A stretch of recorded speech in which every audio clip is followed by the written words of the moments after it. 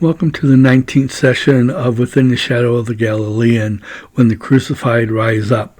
During this session, we will explore a possible historical reason why Jesus was executed by the Romans and how the early discipleship communities began to understand the meaning of Jesus' crucifixion and how the Gospels of Mark, Matthew, and Luke wrote about Jesus' crucifixion.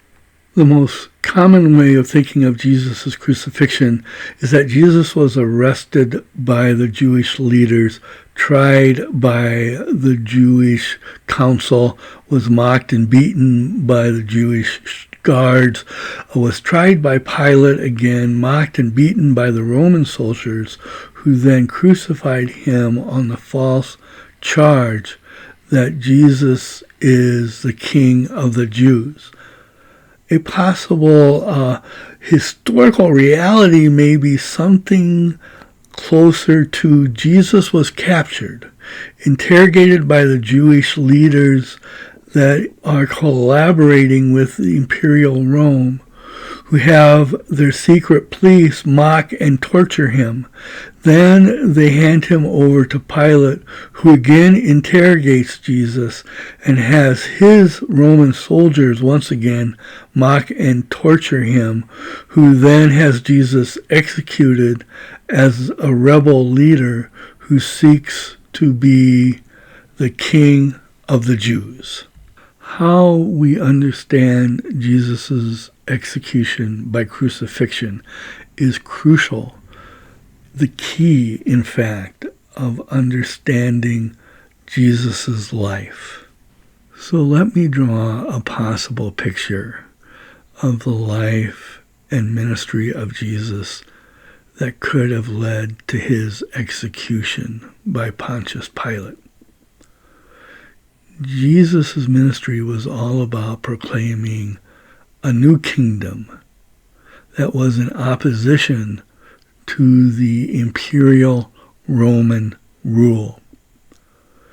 Jesus' message and mission of this kingdom was all about establishing God's rule among discipleship communities throughout the villages of Galilee, and at least one discipleship community in Jerusalem, and possibly a few more in the outskirts of Jerusalem. These community members were loyal to Jesus rather than the established authorities, as they experienced Jesus' deeds of power, his healings and his exorcisms, and his teachings, which they turned it into a community rule. These communities grew as Jesus and his itinerant disciples continued to nurture them. At some point, probably to celebrate Passover, Jesus came to Jerusalem with a significant number of his followers, and by doing so, he drew the attention of the Roman governor Pontius Pilate, who used the collaboration of the temple leadership to plot and capture and execute Jesus as a rebel leader whose desire was to overthrow the Roman Empire, or at least to rebel against the Roman Empire in Judea, Samaria, and Galilee. This is a probable scenario of how Jesus' life led to his death. Now let's turn to the Gospel of Mark and see how his community over a period of 30 years understood Jesus' crucifixion. So let's begin where we left off last session. After Jesus is captured, Peter follows Jesus to the place where he's going to be interrogated. And Jesus is interrogated and declares his identity.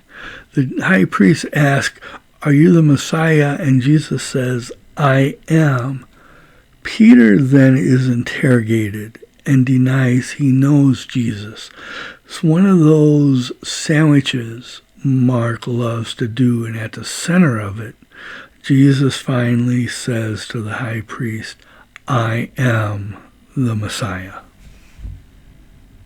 When we get to Mark chapter 15, I want to note that the chapter is divided into 4 time periods during the day.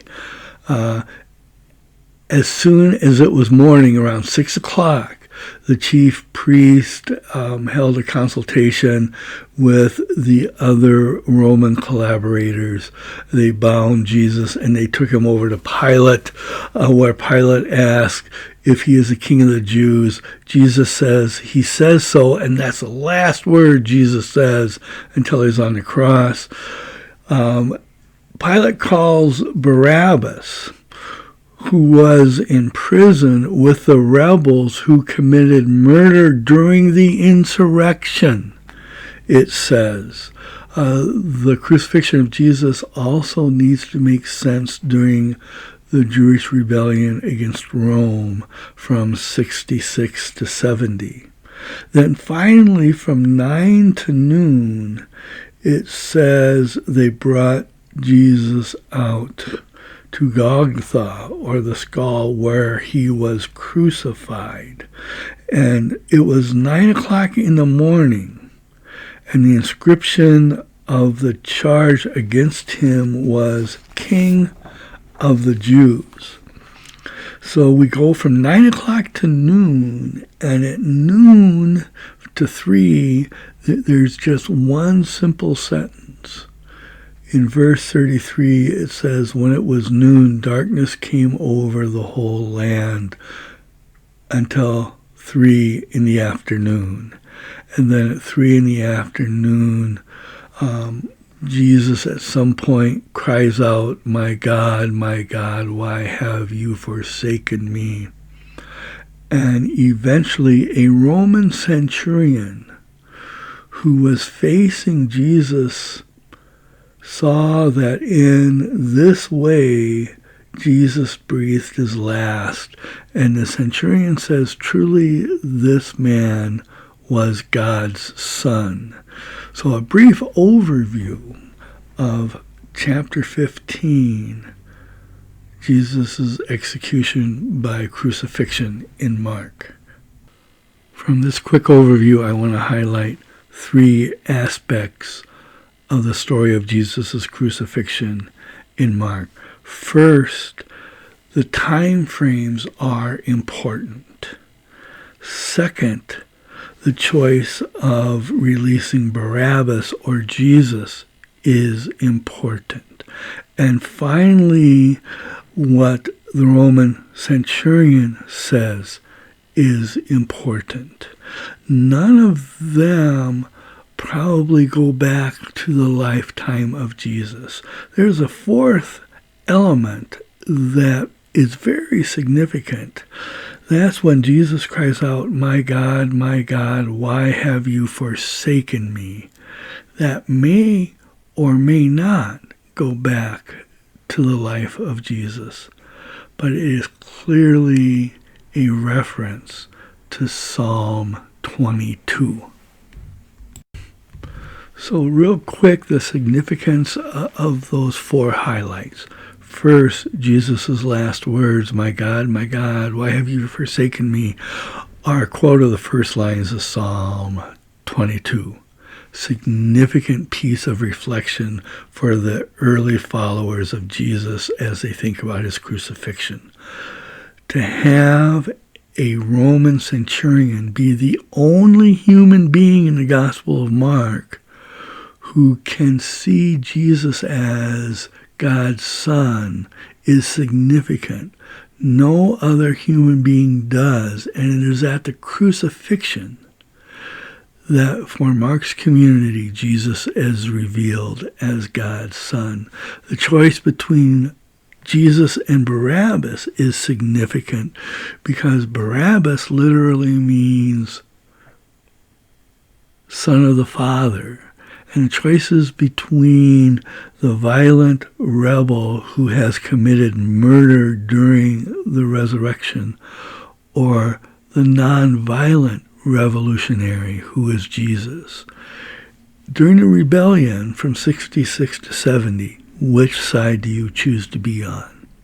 The other significant, important, very important piece is breaking out Friday in a period of 4 3-hour segments.